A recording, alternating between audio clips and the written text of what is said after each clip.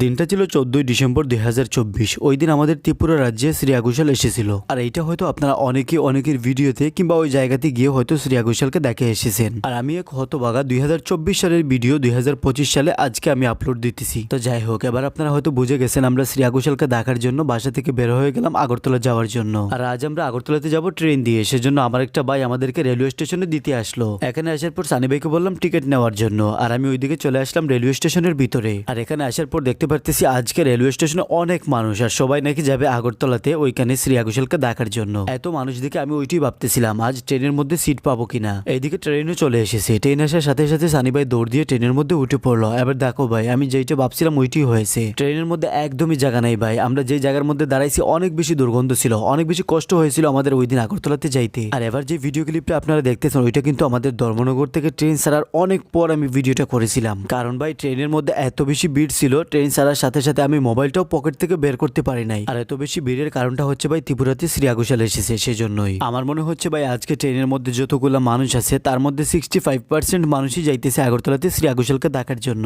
আর এইদিকে আপনাদের সাথে কথা বলতে বলতে আমরা চলে আসলাম আগরতলা বাজারঘাট রেলওয়ে স্টেশনে। এখানে আসার পর সানি ভাইকে বললাম একটু ধীরে স্থিরেই আমরা নামবো, কারণ মানুষ এত বেশি ধাক্কাধাক্কি করে লাভ নাই। এবার দেখতেছেন ট্রেন মোটামুটি খালি হয়ে গেছে, মানে অনেক মানুষই নেমে গেছে। আমরা এবার লাস্টেই নামবো। ফাইনালি ভাই আগরতলা রেলওয়ে স্টেশনে নেমে পড়লাম। এবার ভাই আমি আপনাদের সাথে মজার একটি বিষয় শেয়ার করতে চাই। কথা হচ্ছে ভাই আমরা যখনই ট্রেন দিয়ে কোথাও যাই আমার মনে হয় 100-200 টাকা আমরা ট্রেনে বসে বসেই খেয়ে ফেলি। কিন্তু আজ ভাই আমরা ধর্মনগর থেকে আগরতলা চলে আসলাম কিন্তু একটা টাকাও খাই নাই। আর সেটা কি জন্য? অ্যাকচুয়ালি ভাই আমি আপনাদেরকে কি বলবো, ট্রেনের মধ্যে এত বেশি ভিড় ছিল, একটা জালমুড়িওয়ালা বাদই দেন, একটা জলের বোতল নিয়েও একটা মানুষ ট্রেনের ডাব্বাতে উঠতে পারে নাই। আর এই জন্যই ভাই আমরা ধর্মনগর থেকে আগরতলা চলে আসলাম কিন্তু কিচ্ছু খাই নাই। আর এখানে দেখো ভাই একটা বাইকে পেয়ে গেলাম, ও কিন্তু আমাদের ধর্মনগর থেকে এসেছে। ওকে জিজ্ঞাসা করলাম কোথায় যাবে, ও বলতেছে শ্রেয়া ঘোষালকে দেখার জন্য এসেছে। তো যাই হোক ভাই এবার চলেন তাড়াতাড়ি করে আমরা এখান থেকে বের হয়ে যাই। স্টেশনের বাইরে এসে দেখতে পাই ভাই এতগুলা মানুষ। আমরা কিন্তু সবার পরে আসছি, মানে অনেকগুলা অটো মানুষ কিনে চলে গেছে, তারপরেও দেখেন এত মানুষ। আমার মনে হচ্ছে না ভাই আমরা যাকে দেখতে আসলাম তাকে দেখতে পারবো, কারণ রেলওয়ে স্টেশনের অবস্থা যদি এমন হয় তাহলে যেই জায়গাতে আসবে ওইখানের অবস্থাটা কেমন হতে পারে। আচ্ছা যাই হোক, দেখা যাক কি হয়। এবার আমরা এখানে লেট না করে তাড়াতাড়ি করে চলে যাব বর্দোয়ালিতে। বর্দোয়ালির একদম পাশেই আমার ভাইয়ের বাসা রয়েছে, ওইখানে চলে যাব। তো চলেন তাড়াতাড়ি করে চলে যাই।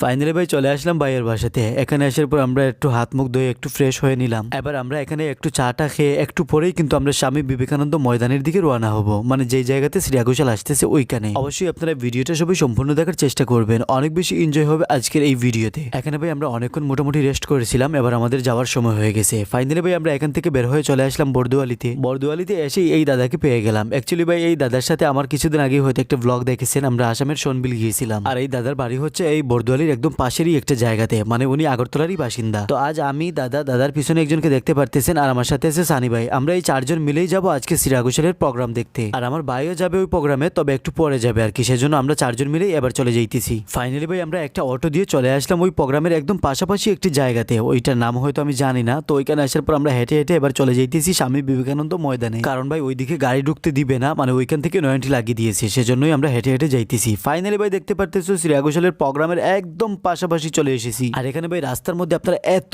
মানুষ দেখতেছেন, ভিতরটা কিন্তু একদম ফুল হয়ে গেছে মাটির ভিতরে। এবার আমি চিন্তা করতেছি আমরা কি মাটির ভিতরে ঢুকতে পারবো কি পারবো না, ওইটাই টেনশন করতেছি। আর এই এতগুলো মানুষের ভিতরে যদি আমরা ভিতরে না যাইতে পারি তাহলে তো এখানে আসাটাই বেকার হয়ে যাবে, মানে শ্রেয়া ঘোষালকে আমরা একদমই দেখতে পারবো না। আর অ্যাকচুয়ালি ভাই এই মাটির ভিতরে যাইতে হলে পাস লাগবে, আর যদি পাস না থাকে তাহলে আপনি ভিতরে যাইতে পারবেন না। সেজন্য অনেক বেশি টেনশন করতেছি ভিতরে যাইতে পারবো কি পারবো না। ফাইনালি দেখতে পারতেছি ভাই আমরা অনেক চেষ্টার পর ভিতরে চলে আসলাম। অ্যাকচুয়ালি এখানে আমরা এমনি আসতে পারিনি, আমাদেরকে একজন স্যার অনেক পরিমাণে হেল্প করেছেন। অ্যাকচুয়ালি ভাই আমরা স্যারকে বলেছিলাম স্যার আমরা শ্রেয়া ঘোষালকে দেখার জন্য ধর্মনগর থেকে এসেছি কিন্তু পাস নিতে পারি নাই, কিভাবে ভিতরে যাব। আর তখন স্যার আমাদেরকে বললেন যখনই মানুষ একটু কম হবে আমি হাত দিয়ে ইশারা করবো, তার সাথে সাথেই তোমরা ভিতরে চলে যেও। আর এইভাবে এই স্যারের সাহায্য নিয়েই আমরা ভিতরে ঢুকতে পারছি, না হয় মনে হয় ঢুকতে পারতাম না। এই স্যারকে অসংখ্য ধন্যবাদ আমাদেরকে এইভাবে একটি সুযোগ করে দেওয়ার জন্য, কারণ ভাই এখানে হাজার হাজার মানুষ কিন্তু ভিতরে ঢুকতে পারে নাই। আপনারা হয়তো অনেক ভিডিও দেখেছেন গাছের উপরে, বাসের উপরে, অনেক গাড়ি ঘোড়ার উপরে উঠে কিন্তু মানুষ প্রোগ্রাম দেখেছে। তো অবশ্যই স্যারকে অসংখ্য ধন্যবাদ, কারণ ওই সময়টাতে ধন্যবাদও দিতে পারি নাই, এত বেশি মানুষের ঠেলা ছিল সেজন্য। যাই হোক এবার কিন্তু ভাই আমি এখানে ঢুকে মানুষ দেখে কিন্তু একদমই অবাক ভাই, এতগুলা মানুষ আপনারা দেখতেছেন। আর এই মুহূর্তে ভাই শ্রেয়া ঘোষালের আগে আমাদের ত্রিপুরার মেয়ে আমাদের সামনে গান করবেন Indian idol season 4 winner Sourabhi Debbarman. তো চলেন আর লেট না করে তাড়াতাড়ি করে আমাদের ঘরের মেয়ের একটু গান শুনে আসি। io dico da stop Giugare tu laghi di latino Giugare da sotto gieni che scicchino Dilik tu ai marjani to Paris আর এখানে ভাই আমি আপনাদেরকে খুব বেশি সময় শোনাতে পারবো না, অল্প অল্প কিছুক্ষণ শোনাবো, কারণ কপিরাইটের একটা সমস্যা চলে আসতে পারে। তো চলেন এবার আরেকটি গানের আরেকটু শুনে আসি। tu ai nahi Happy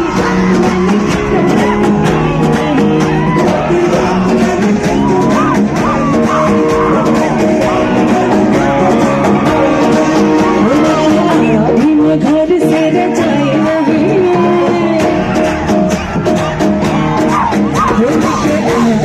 घर से रजाई नहीं कटी रात मैंने खेतों में तू आई नहीं कटी रात मैंने खेतों में तू आई नहीं कटी रात मैंने खेतों में तू आई नहीं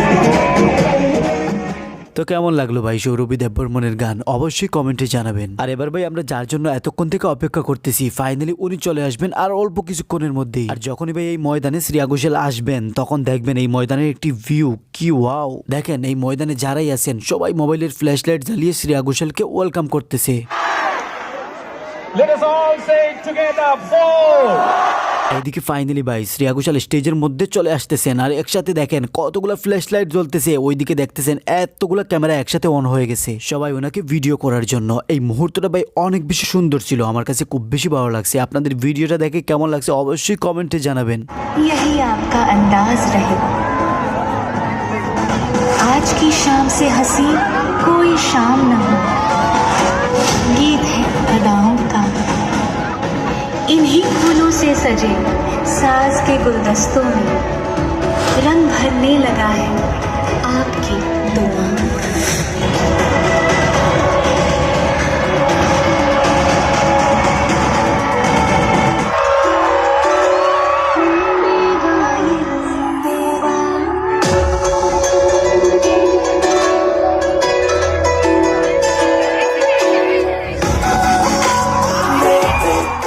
কি ভাই কি মনে হইতেছে এখানে কতগুলো ক্যামেরা হইতে পারে একসাথে, কতগুলো ফোন দিয়ে এখানে শ্রেয়া ঘোষালকে ভিডিও করা হইতেছে আপনারা কি বলতে পারবেন? এই মুহূর্তগুলো দেখতেছি আর মনে মনে একটা কথা ভাবতেছি, অ্যাকচুয়ালি ভাই জীবনে যদি কিছু করতে হয় তাহলে এমন কিছুই করা দরকার যা করলে মানুষের পিছনে আপনি না আপনার পিছনে মানুষ দৌড়াবে। আর এটা করতে হলে অনেক বেশি পরিশ্রম করতে হয়, আর যারাই পরিশ্রম করে তারাই কিন্তু একদিন অনেক বড় হয়। যাই হোক এই ব্লগের মধ্যে দিয়ে একটা ডায়লগ দিয়ে দিলাম, কেউ কিছু মনে করবেন না। চলেন শ্রেয়া ঘোষালের এবার আরেকটি গান শুনে আসি। रिश्तों में दिल छू रहा है खींचे मुझे कोई डोर तेरी ओर हाय रब्बा This is beautiful and I love you guys God bless so nice come on sing তো যাই হোক ভাই আজকের জন্য এতটুকুই, সবাই ভালো থাকবেন সুস্থ থাকবেন, দেখা হচ্ছে আবারও পরবর্তী ব্লগে আপনাদের সাথে এই আগরতলাতেই। ভালো থাকবেন সবাই, লাভ ইউ, টাটা।